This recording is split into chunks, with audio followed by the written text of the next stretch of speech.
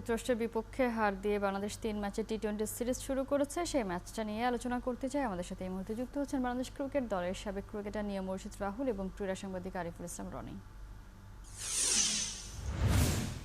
দুজনকে শুভ সকাল। নিয়াম মুর্শিদ রাহুল, শুরুতেই আপনার কাছে জানতে চাই ঠিক কতটা আপসেট লাগলো গতকালের ম্যাচটা দেখে, বা কখনো ভেবেছিলেন কিনা যে বাংলাদেশ আসলে এইভাবে পারফর্ম করবে যুক্তরাষ্ট্রের বিপক্ষে? টু বি অনেস্ট, আমি কোনো মানে এই ম্যাচ নিয়ে আমি কোনো আপসেট, কারণ স্টার্টিংটা যে এরকম হবে আসলে এটা আমরা আসলে ধারণা করতে পারি না, বাট আপসেট না।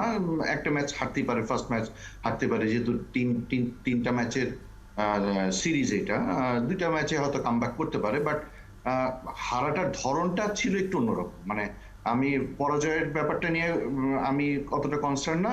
পরাজয় ডরে না বীর, এটা আমরা সবাই জানি, সামনের দিকে আগাইতে হবে। কিন্তু হারার ধরনটা একটু অন্যরকম ছিল, আর একটু আমার মনে হয় যে ক্যালকুলেশনের একটু অভাব ছিল, বোলিং হ্যান্ডেলিংটা একটু অভাব ছিল। ঠিক যতটুকু শান্তর ক্যাপ্টেন্সিটা নিয়ে আমাদের একটু প্রশংসা করেছি আমরা, ততটুকু এই ম্যাচটাতে আমার কাছে মনে হয়েছে যে ঠিক মতন ক্যাপ্টেন্সিটা করতে পারেন, এই বোলিং হ্যান্ডেলটা বলেন। ওয়ালটন ফ্রিজ কিনে অনেকের মতো আপনিও হয়ে যেতে পারেন মিলেনিয়াল। সেরা পণ্যের সেরা অফার। ব্যাটিং এর যে সময়টা শান্তর যেভাবে আউট হয়েছে, ইরিসপন্সিবল শট, মনে হচ্ছে যে জাস্ট আমি হালটা ছেড়ে দিলাম। ঠিক এরকম করে উইকেট থ্রো করে আসাটা একটা ক্যাপ্টেনের মানে ড্রেসিং রুমে দেখতে ভালো লাগে না। সেক্ষেত্রে সাকিব আল হাসানও অতটা স্বাচ্ছন্দ্য ছিল না। ডেফিনেটলি তৌহিদ হৃদয় এবং মাহমুদুল্লাহকে আবারও ধন্যবাদ দিতে হয়। তাদের একটা ইম্পর্টেন্ট একটা ইনিংস, তা না হলে 100 রানও হতো কিনা সন্দেহ আছে। উইকেটে টস হারাতে উইকেটে ময়েশ্চার ছিল, বোঝা যাচ্ছিল, বল স্লো আসছিল, টার্নিং ছিল। যতটুকু অ্যাডজাস্ট করে খেলার দরকার as a test playing country, একটা ডেভেলপমেন্ট কান্ট্রির সাথে, ঠিক ততটা প্রফেশনাল ভাবে খেলাটা বাংলাদেশের দলের কাউকে দেখি নাই। এই জায়গাটার দিক থেকে একটু খারাপ লেগেছে, সত্যি কথা। বাট একটা টিমের সাথে হারতেই পারে। নিজেদের মাঠে খেলা, ফার্স্ট খেলা, মাঠের ঠিক যতটুকু অ্যাডভান্টেজ নেওয়ার দরকার ছিল ততটুকু তারা নিতে পারে নাই। আমার কাছে মনে হয়েছে যে আরেকটু ভালোভাবে স্টার্ট করতে পারলে বাংলাদেশের ভালো হতো। নিশ্চয়ই। আরিফুল ইসলাম রনি, ম্যাচ শেষে নাজমুল শান্ত বলছিলেন যে উইকেটটা আসলে ভালো ছিল না, বা যদি তারা আরও 20টা রান বেশি করতে পারতো তাহলে হয়তো রেজাল্ট অন্যরকম হতে পারতো। আপনার আদৌ মনে হয় যে 20 রান বেশি করলে এই ম্যাচটা বাংলাদেশ জিতে বের করে নিয়ে আসতে পারতো? কারণ 17 বলে তারা 50 নিয়ে ফেলেছে, শেষ 17 বলে আমরা দেখেছি সেখান থেকে। এবং যদি আরেকটু জানতে চাই যে 150 যে এখন আর টি-20তে যথেষ্ট না ডিফেন্ড করার জন্য, সেটা কি বাংলাদেশ এখনো বুঝতে পারছে না কিনা? দেখুন, আর 20 রান হলে যথেষ্ট হতো কিনা সেটা পরের কথা। আমার কথা হলো সেই 20 রান কোথায়, আমরা সেই 20 রান কবে করব? মানে সে প্রতিটা ম্যাচ শেষেই 10 রান 15 রান 20 রানের ঘাটতির কথা তো আমরা বলি, তাহলে আমাদের সেই চেষ্টাটা কোথায়? কালকে পাওয়ার প্লেতে বাংলাদেশ 6 ওভারে 37 রান তুলেছে। এটা মানে দুনিয়ার কোনো উইকেটে কোনো প্রতিপক্ষের বিপক্ষে, সেটা অস্ট্রেলিয়া হোক, ইংল্যান্ড হোক, ইন্ডিয়া হোক, যুক্তরাষ্ট্র তো বহু, কোনো প্রতিপক্ষের বিপক্ষেই 6 ওভারে 37 রান গ্রহণযোগ্য না, কোনোভাবেই না। আমার যদি উইকেট 2টা 3টা পড়ে তারপরও না। তো মানে এবং শেষের দিকে তাওহিদ হৃদয় কালকে 50 করেছেন, বাংলাদেশকে উদ্ধার করেছেন বিপদ থেকে। ফাইন, রিয়াদ ভালো ব্যাটিং করেছেন, কিন্তু শেষের দিকে তারাও স্লো ছিলেন। তাওহিদ হৃদয় কালকে শেষ 10 রান করতে 13 বল লেগেছে। মানে শেষের দিকে গিয়ে হুট করে তিনি যেন মানে রিদম পাচ্ছিলেন না। রিয়াদ ভালো খেলছেন, ফর্মে আছেন, কিন্তু তাকে তো কাজটা শেষ করে আসতে হবে। কাজটা শেষ করা বলতে শেষ দিকে যে বিস্ফোরক একটু ব্যাটিং করা কিংবা দ্রুত রান তোলা, সেই কাজগুলো করতে হবে। সেটা তিনি কালকে করতে পারেননি। ফাইন, উইকেট একটু স্টপ করছিল, বল থমকে আসছিল, শান্ত উইকেটের কথা বলছেন, কিন্তু এই উইকেট তো তারা এই ধরনের উইকেটই আজীবন খেলেন।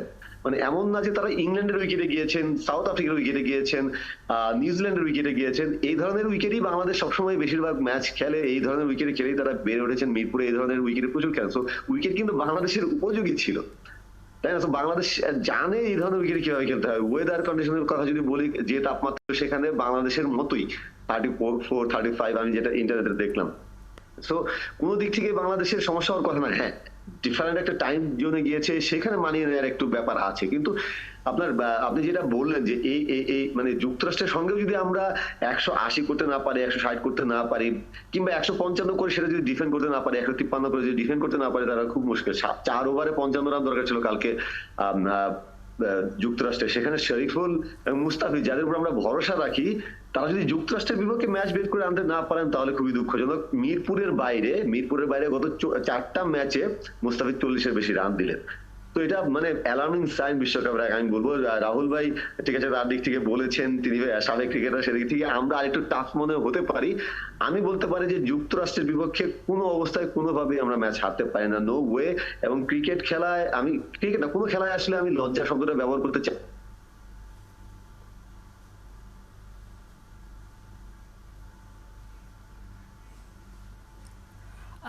নিশ্চয়ই আসলে লজ্জার হার তো আসলে লজ্জা না।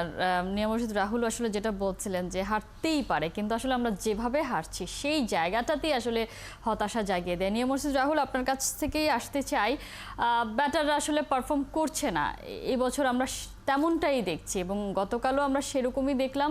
শুরু থেকে স্ট্রাগল করছে, মনে হচ্ছিল বিশ্বসেরা সব বোলারদের বিপক্ষে পারফর্ম করছে, কিন্তু আলটিমেটলি আসলে তারা সেইভাবে রান করতে পারছে না। ব্যাটাররা যদি এইভাবে পারফর্ম করতে থাকে, আলটিমেটলি বিশ্বকাপে আমরা কি দেখাবো? দেখেন না, আমরা কিন্তু প্রথমে একটা ব্যাপারে আমরা বলেছি, শুধু আমি বলি নাই বা আমরা বলি নাই, আমাদের মাননীয় সভাপতি নাজমুল হাসান পাপন স্যারও বলেছেন যে আমাদের batting it's not good enough, এবং আমাদের কিন্তু এখানে খুব বেশি আশা করার কিন্তু তেমন কোনো কিছু নেই। সো এটা কিন্তু ক্লিয়ার। সো আমরা কিন্তু ব্যাক অফ মাইন্ডে কিন্তু আমরা কিন্তু ধরে নিয়েছি যে 2007 থেকে এই 18 বছর, 2021 থেকে 2007 এর মধ্যে থেকে আমাদের প্রাপ্তির তেমন কোনো কিছু নেই এক্সেপ্ট দি পার্টিসিপেশন। আমরা সেকেন্ড রাউন্ডে কখনোই যেতে পারি, বিকজ আমাদের প্রস্তুতিটাও ওরকম থাকে না কখনো, এবং আমাদের লক্ষ্যটাও কখনো ওরকম থাকে। তো এখানে আসলে ডিসকাশনের তেমন কোনো ফ্যাক্টর না।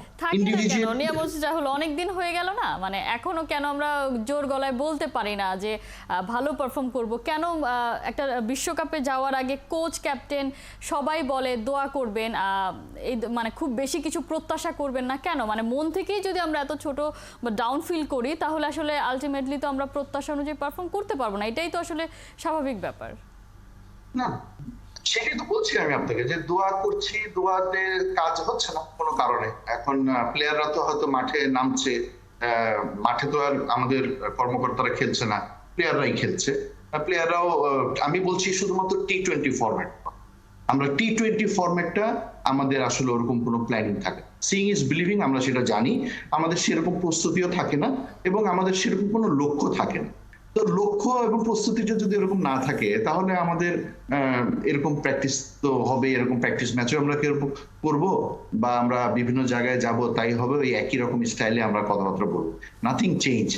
আমার কাছে যে জিনিসটা হয়েছে, হ্যাঁ রনি যেটা বলেছে যে আমাদের আসলে লজ্জা লাগে, কিন্তু সব থেকে বড় কথা হলো যে আমাদের অ্যাপ্রোচটা কিন্তু গতকালকে আমাদের কোনো প্লেয়ারেরই ভালো লাগে নাই। আপনি দেখেন শাক মাহাদি ঠিক যে ধরনের বল করার কথা, এবং তার বলে টস আপ হয়, বল স্কিড করে, কালকে তার ম্যাচে কোনো রকমই কোনো কিছু দেখা হয়নি। আপনি সাকিব আল হাসান অনেক সময় বল স্কিড করে, বল সোজা যায়, ভিতরে নেয়, কালকে সাকিবের বলেও আমরা এরকম দেখি নাই।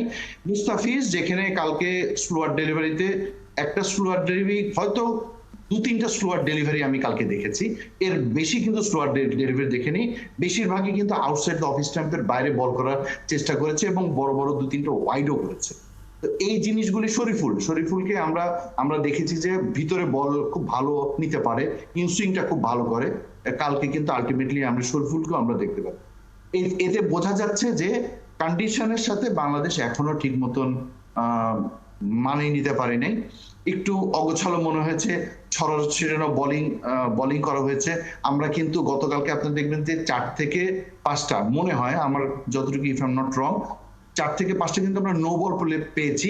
একটা নো বলও কিন্তু আমরা ঠিক মতন কাজে লাগাতে পারি।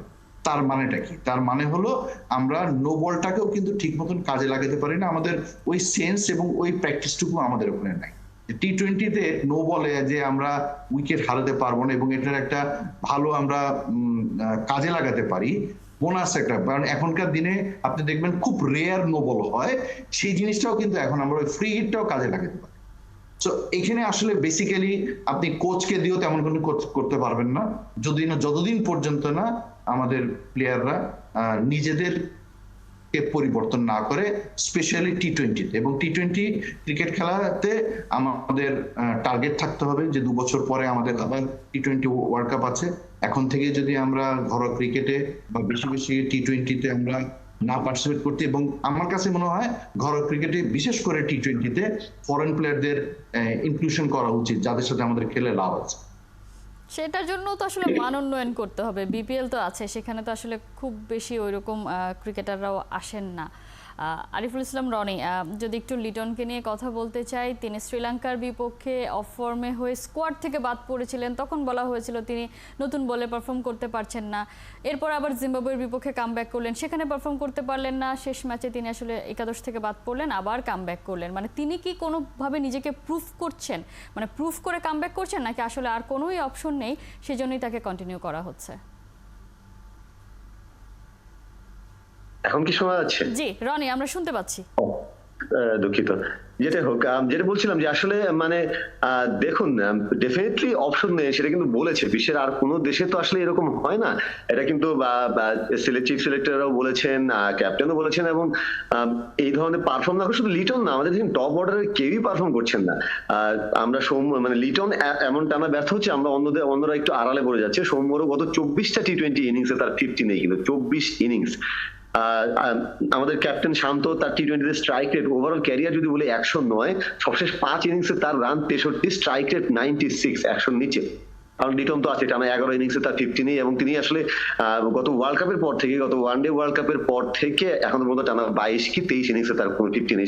সব ফরম্যাটে তিনি স্ট্রাগল করছেন। কিন্তু রান নেই তা না, অনেক সময় এরকম ব্যাটসম্যানদের হয় যে ঠিক আছে আর বড় রান পাচ্ছে না, কিন্তু তারা যে টাচে আছেন তাদের খেলা দেখলে বোঝা যায়। কিন্তু লিটনকে দেখলে বোঝা যাচ্ছে যে তিনি আসলে নিজের মধ্যে নেই। তিনি তাকে চেষ্টা করা হয়েছে, দলে রেখে চেষ্টা করা হয়েছে, দলের বাইরে রেখে চেষ্টা করা হয়েছে, দলের সঙ্গে রেখে, মানে একাদশের বাইরে রেখে, কিন্তু দলের সঙ্গে রেখে তার সঙ্গে নিবিড় ভাবে কাজ করে চেষ্টা করা হয়েছে, কিন্তু তিনি ফিরতে পারছেন না। যুক্তরাষ্ট্রের কথা যদি বলি, যুক্তরাষ্ট্রের বোলিং আক্রমণ হয়তো বিশ্বকাপে যে 20টি দল আছে তার মধ্যে হয়তো সবচেয়ে দুর্বল বোলিং আক্রমণ যুক্তরাষ্ট্রে। কিন্তু তাদের সঙ্গে যদি আমি রান করতে না পারি বা তাদের সঙ্গে যদি ছন্দে ফিরতে না পারি, তাহলে সেটা দুঃখজনক। বাংলাদেশের টি-20তে একটাই সেঞ্চুরি তামিম ইকবালের, সেটা 2016 সালে ওমানের বিপক্ষে, এবং সেটা নিয়েও অনেক সময় অনেক ট্রল হয় যে ওমানের বিপক্ষে সেঞ্চুরি করেছে তামিম ইকবাল। তারপরেও তো ভাই এই এত বছর, 8 বছর হয়ে গেল, ওমান, পাপুয়া নিউ গিনি অনেক দলের সঙ্গে আমরা খেলেছি, আর কোনো ব্যাটসম্যানের 50 কোনো সেঞ্চুরি নাই কেন? মানে এই যুক্তরাষ্ট্রের সঙ্গে আমরা চিন্তা করবো যে যুক্তরাষ্ট্রের মতো দলের বিপক্ষে, এই ধরনের দলের বিপক্ষে টপ অর্ডারের কোনো ব্যাটসম্যান সেঞ্চুরি করবেন, সেখানে আমাদের ব্যাটসম্যানরা 50 করতে পারছেন না, কিংবা একটা সিগনিফিকেন্ট ইনিংস খেলতে পারছেন না। মানে এটা দুঃখজনক। এবং আপনি যেটা বললেন যে ডেফিনেটলি বিকল্প নাই বলেই লিটন সৌম্যকে আবার ফিরিয়ে আনতে হয়েছে। সৌম্য কিন্তু এমন অনেক কিছু করে ফেলেন ডোমেস্টিক ক্রিকেট, তারপর ফিরিয়ে আনতে হয়েছে, লিটনকে ধরে রাখতে হচ্ছে, কারণ ডেফিনেটলি বিকল্প নাই। এবং বিকল্প নাই বলেই অপশনরা আসলে তাদের মধ্য থেকে অফ ফর্ম, কারা কত কম অফ ফর্ম, সেখান থেকে আসলে খুঁজে আনতে হয়। নিয়ামুরসি রাহুল, খুব ছোট্ট করে, কামব্যাক করতে চাইলে আসলে 3 ডিপার্টমেন্টে উন্নতি করতে হবে, এছাড়া আসলে কোনো ওয়ে নেই। তারপরেও বিশ্বাস করেন কিনা যে এই সিরিজটা আসলে জিতে ফিরবে বাংলাদেশ? না, অফকোর্স আমি 100% শিওর যে সিরিজ আমাদের একটা থাকবে, এবং আর্জেন্টিনা কিন্তু স্টার্ট করেছিল হার দিয়ে। তো আমার কাছে এটা একটা বড় বিগ পয়েন্ট মনে হয়। সো আমি সবসময় পজিটিভ। বাংলাদেশ খারাপ, আমি আগেই বলেছি যে বাংলাদেশ হারাতে আমি তেমন কোনো খুব বেশি অবাক হই নাই, কিন্তু আমি এটাতে তেমন কোনো ভীতিও নাই। এটা কামব্যাক করার মতো সত্যি বাংলাদেশে আছে। একটু আমাদেরকে একটু ধৈর্য ধরতে হবে, আরো 2টো ম্যাচ আছে। So let's finish this 2 matches, then আমরা অনেক কথা বলতে পারবো। আর সামনে আরো 4টা ম্যাচ আছে, অনেক বেশি আমরা কথা বলতে পারবো। তো একটু ধৈর্য ধরি এবং একটু ফেইথ রাখি। আগেই বলেছি যে আমাদের কিন্তু আর নাই, এদেরকে নিয়ে আমাদের খেলতে হবে, এদেরকে নিয়ে আমাদের আগাতে হবে। এরাই হয়তো ম্যাচ জিততে পারবে, এরাই হারবে। তো আসলে অপশন যেহেতু নাই, তো আমাদের রাদার দ্যান টু গিভ মানে অন্য কথা না বলার থেকে আমাদের একটু সাপোর্ট করে যাওয়াটাই ভালো, বিকজ আমাদের তো আসলে উপায়ও নেই। তো সেক্ষেত্রে আমরা আসলে পজিটিভ মাইন্ডেই থাকি যে বাংলাদেশ খেলেছে, খারাপ খেলেছে, হেরেছে, বাট অ্যাপ্রোচটা যদি একটু চেঞ্জ করতে পারে, এবং এই অ্যাপ্রোচটা চেঞ্জ করতে পারলে দেখবেন অ্যাপ্রোচ যদি চেঞ্জ হয় 3টা ডিপার্টমেন্টই ভালো করবে। আর আসলে ক্রিকেট খেলা তো গোল বলের খেলা, আপনি কোনো কিছু চ্যালেঞ্জ করে আপনি বলে কিন্তু কোনো কিছু করতে পারবেন। যে মুস্তাফিজ আমরা 4 ওভারে 8 রান অথবা আইপিএলে মিডল উইকেট পাচ্ছে, সেখানে 4 ওভারে 41 দিচ্ছে, এটা আসলে আমাদের কাছে বিশ্বাস করতে কষ্ট হয়। কিন্তু আমার আমার যতটুকু আশা এবং ধারণা যে মুস্তাফিজ সাকিবরাই হয়তো ম্যাচ একসময় সিরিজটা জিতবে এবং হয়তো ভালো করবে বাংলাদেশ। সিরিজ জেতা তো আসলে বড় কথা না, আমরা চাই বিশ্বকাপে আগের যে হিস্ট্রিটা আছে সেটা যদি কোনোভাবে আসলে চেঞ্জ করা যায় বা সেখানে যদি বাংলাদেশ আসলে ভালো পারফর্ম করে, এবং আপনারা দুজনে যেটা বলেন অ্যাপ্রোচের মধ্যে আসলে যদি একটু পরিবর্তন আনা যায় তাহলে নিশ্চয়ই আমাদের আরও বেশি ভালো লাগবে। নিয়া মুর্শিদ রাহুল এবং রনি দুজনকে অসংখ্য ধন্যবাদ এতক্ষণ আমাদেরকে সময় দেওয়ার জন্য। দর্শক, আমরা কথা বলছিলাম যুক্তরাষ্ট্রের বিপক্ষে বাংলাদেশের ম্যাচটা নিয়ে। আমাদের সাথে আলোচনা এতক্ষণ যুক্ত ছিলেন বাংলাদেশ ক্রিকেট দলের সাবেক ক্রিকেটার নিয়া মুর্শিদ রাহুল এবং ক্রীড়া সাংবাদিক আরিফুল ইসলাম রনি।